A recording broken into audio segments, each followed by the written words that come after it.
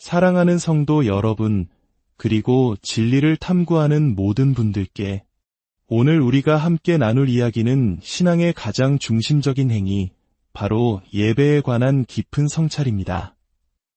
이 메시지를 통해 여러분의 마음에 하나님의 은혜가 가득하기를 바라며, 만약 이 내용이 여러분에게 감동과 깨달음을 준다면 주변의 다른 이들에게도 공유하여 하나님의 진리가 더욱 널리 퍼져나갈 수 있도록 도와주시길 부탁드립니다. 주님의 평안이 여러분과 함께 하시기를 기도합니다. 우리는 종종 이렇게 질문합니다. 하나님을 어떻게 예배해야 할까요? 어떤 이들은 진심에서 우러나오는 마음, 뜨거운 열정만 있다면 형식은 중요하지 않다고 말합니다. 또 어떤 이들은 오랜 전통과 경건한 의식을 따라야 한다고 주장합니다. 과연 하나님께서는 우리가 어떻게 예배하는지에 대해 관심이 없으실까요? 아니면 성경 어딘가에 우리가 따라야 할 분명한 길이 제시되어 있는 것일까요? 오늘 우리는 이 중요한 질문에 답하기 위해 종교개혁 시대부터 이어져 온 한 가지 중요한 원칙을 탐구하고자 합니다. 바로 예배의 규정적 원리입니다. 이 용어가 조금은 낯설고 딱딱하게 들릴 수 있습니다. 아마도 어떤 분들에게는 낡고 자유를 억압하며 창의성을 막는 구시대적인 규칙처럼 느껴질지도 모릅니다. 하지만 이 원리의 핵심을 제대로 이해한다면 우리는 예배가 인간의 만족을 위한 행사가 아니라 거룩하신 하나님께 영광을 돌리는 신성한 응답임을 깨닫게 될 것입니다. 그렇다면 예배의 규정적 원리란 정확히 무엇일까요? 가장 간단하게 정의하자면 우리의 공적인 예배는 반드시 성경에 의해 보증되어야 한다는 것입니다. 여기서 보증된다는 말은 매우 중요합니다. 이는 예배의 모든 세세한 행동에 대해 이것을 하라는 직접적인 명령어가 성경에 있어야만 한다는 뜻은 아닙니다. 대신 우리가 예배 중에 행하는 모든 요소가 성경적인 근거와 정당성을 가져야 함을 의미합니다. 성경의 직접적인 명령뿐만 아니라 성경 전체의 가르침에서 나오는 선하고 필연적인 귀결들을 통해 그 정당성을 확보해야 한다는 것이죠. 이 원리는 단순히 19세기에 만들어진 새로운 개념이 아닙니다. 그 뿌리는 16세기 종교개혁으로 거슬러 올라갑니다. 당시 장 칼뱅과 같은 종교개혁가들이 교회를 개혁해야 한다고 외쳤던 가장 첫 번째 이유는 바로 로마 가톨릭 교회의 우상숭배적인 예배 때문이었습니다. 칼뱅은 교회의 예배 방식이 하나님의 말씀에 부합하지 않을 때 모든 성도들이 자신도 모르게 우상숭배에 참여하게 될 위험에 처한다고 경고했습니다. 인간의 생각과 전통이 만들어낸 예배는 결국 우리 자신의 형상대로 만든 하나님을 섬기게 만들 뿐이라는 통찰이었습니다. 이것은 우리 한국의 많은 성도님들이 기억하는 일제강점기 신사참배의 아픈 역사와도 무관하지 않습니다. 신앙의 선배들은 목숨을 걸고 우상에게 절하는 것을 거부했습니다. 왜냐하면 예배의 대상과 방법은 타협할 수 없는 신앙의 본질이기 때문입니다. 규정적 원리는 바로 이러한 정신, 즉 오직 하나님께서 명하신 방법으로만 하나님을 예배하겠다는 거룩한 결단에서 출발합니다. 그렇다면 성경은 올바른 예배에 대해 무엇을 말하고 있을까요? 성경에 기록된 최초의 공예배 장면이라고 할 수 있는 출애굽기 24장을 보면 우리는 예배의 핵심 요소를 발견할 수 있습니다. 모세는 시내산에서 하나님으로부터 받은 언약의 책을 모든 백성 앞에서 낭독합니다. 이것이 바로 예배의 시작입니다. 하나님의 말씀을 듣는 것. 이때부터 하나님의 백성이 함께 모일 때마다 성경을 읽고 그 의미를 해설하는 설교가 중심이 되었습니다. 에스라와 느헤미야 시대에도 바벨론 포로 생활에서 돌아온 백성들은 가장 먼저 율법책을 낭독하고 그 뜻을 깨닫는 시간을 가졌습니다. 시편은 하나님의 진리를 노래로 고백하는 찬양의 중요성을 보여줍니다. 또한 창세기에서부터 사람들이 비로소 여호와의 이름을 부르기 시작했다는 기록처럼 기도는 예배의 본질적인 요소입니다. 마지막으로 우리는 눈으로 보는 말씀인 성례를 통해 예배에 참여합니다. 구약시대의 유월절과 할례가 하나님의 약속을 보여주는 표징이었듯이 신약시대의 세례와 성찬은 그리스도의 구속사역을 우리 눈앞에 생생하게 보여주는 가시적인 말씀입니다. 정리하자면 성경적인 예배는 5가지 핵심 요소로 이루어집니다. 말씀을 읽고, 말씀을 선포하고, 말씀으로 찬양하고, 말씀으로 기도하며, 말씀을 눈으로 보는 성례에 참여하는 것입니다. 이 모든 것의 중심에는 바로 하나님의 말씀이 있습니다. 이 원리가 오늘날 우리에게 왜 그토록 중요할까요? 첫째, 우리는 우리가 예배하는 대상을 닮아가기 때문입니다. 만약 우리의 예배가 인간적인 감흥이나 세상적인 유행을 따라간다면 우리는 성경이 계시하는 거룩하고 이대하신 하나님이 아니라 우리의 욕망과 취향에 맞춰진 거짓된 신을 섬기게 될 것입니다. 예배는 하나님의 자기 계시에 대한 응답이어야 합니다. 하나님께서 자신을 보여주신 그대로, 말씀하신 그대로 반응하는 것이 참된 예배입니다. 둘째, 예배는 우리를 훈련시키는 가장 강력한 제자 훈련의 장이기 때문입니다.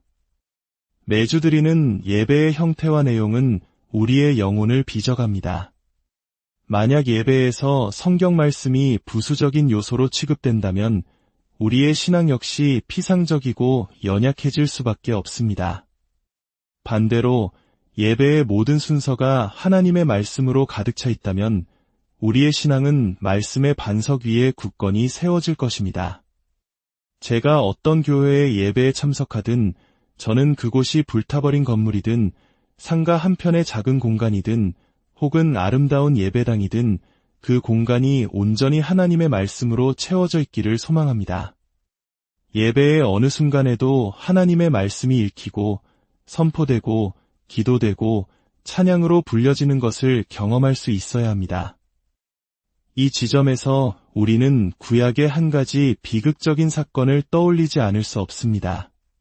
바로 웃사의 죽음입니다. 사무엘하 6장을 보면 다윗 왕은 하나님의 궤를 다윗성으로 옮기고자 했습니다. 그의 의도는 선했습니다. 하나님의 임재를 상징하는 언약궤를 왕궁 곁에 둠으로써 온 이스라엘이 하나님 중심으로 다스려지기를 원했던 것입니다. 그러나 문제가 있었습니다. 그들은 하나님의 율법이 정한 방식, 즉 레위인이 어깨에 메어 운반하는 대신 블레셋 사람들이 하던 방식대로 새 수레에 궤를 싣고 왔습니다. 소가 뛰놀자 궤가 흔들렸고 웃사는 궤가 떨어질까 봐 선한 의도로 손을 뻗어 궤를 붙들었습니다. 그 순간 하나님께서 진노하셔서 그를 치셨고 웃사는 그 자리에서 즉사했습니다. 이 사건은 우리에게 충격적인 교훈을 줍니다. 하나님을 섬기는 데 있어서 인간의 선한 의도만으로는 충분하지 않다는 것입니다.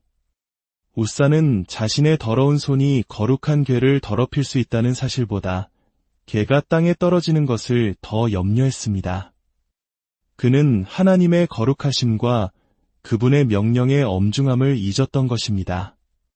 다윗은 이 사건을 통해 큰 깨달음을 얻었고 이후에는 율법에 기록된 대로 레위인들이 궤를 어깨에 메고 예루살렘으로 들어오게 합니다. 이 이야기는 오늘날 우리에게도 동일한 경고를 줍니다. 우리가 예배를 기획하고 인도할 때 단지 사람들에게 감동을 줄 수 있는가, 혹은 효과적인가라는 실용주의적인 관점으로만 접근해서는 안 됩니다. 우리는 하나님께서 기뻐하시는 방법인가, 성경이 보증하는 방식인가, 를 먼저 물어야 합니다. 화려한 조명과 안개, 혹은 웅장한 종소리와 향기가 주는 신비로운 분위기는 결코 성령의 역사를 대체할 수 없습니다. 우리의 유일한 신뢰는 성령께서 오직 그분의 말씀을 통해 역사하신다는 믿음뿐이어야 합니다. 이러한 원리는 교회의 건축 양식에도 영향을 미칩니다. 개신교의 예배당 건축 철학은 언제나 말씀의 전달을 돕는 공간이라는 기능에 초점을 맞추어 왔습니다. 마르틴 루터는 초창기 루터교 예배당을 입의 집, 즉 말씀의 집이라고 불렀습니다. 모든 건축 요소가 설교자의 음성이 회중에게 명확하게 전달되도록 설계되었던 것이죠. 건물의 아름다움 자체가 목적이 되어서는 안 됩니다. 건축물은 예배라는 거룩한 행위를 담는 그릇일 뿐 그 자체가 예배의 대상이나 중심이 될 수 없습니다. 건물의 역할은 마치 의사의 진료실과 같습니다. 청결하고 기능적이며 환자가 진료라는 본질적인 목적에 집중하도록 도와야 하는 것처럼 예배당은 성도들이 하나님의 말씀을 듣고 기도하며 찬양하는 일에 온전히 집중하도록 도와야 합니다. 물론 이것이 교회가 아름다움을 추구해서는 안 된다는 의미는 아닙니다. 그러나 그 아름다움은 세속적인 화려함이 아닌 단순함과 이염 속에서 하나님의 영광을 드러내는 것이어야 합니다.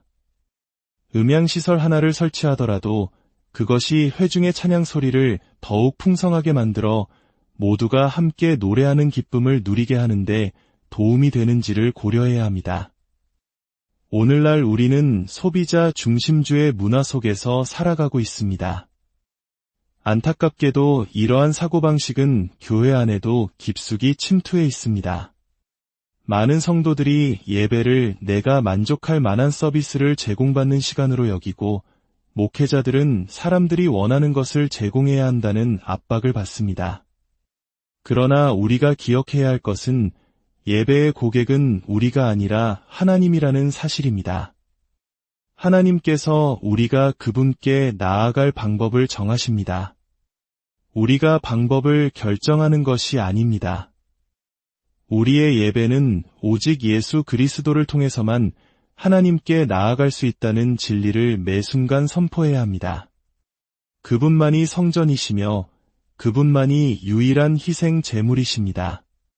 하나님께서는 우리에게 나아올 길을 명령하실 뿐만 아니라 아들 예수 그리스도를 통해 그 길을 친히 열어주셨습니다. 사랑하는 여러분, 오늘 우리는 예배의 규정적 원리라는 주제를 통해 예배의 본질을 깊이 되짚어 보았습니다.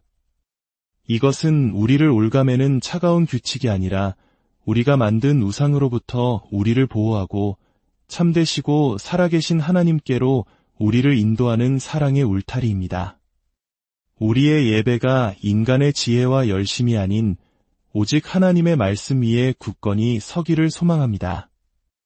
그리하여 우리의 삶 전체가 하나님께서 기뻐하시는 거룩한 산제물이 되기를 간절히 기도합니다.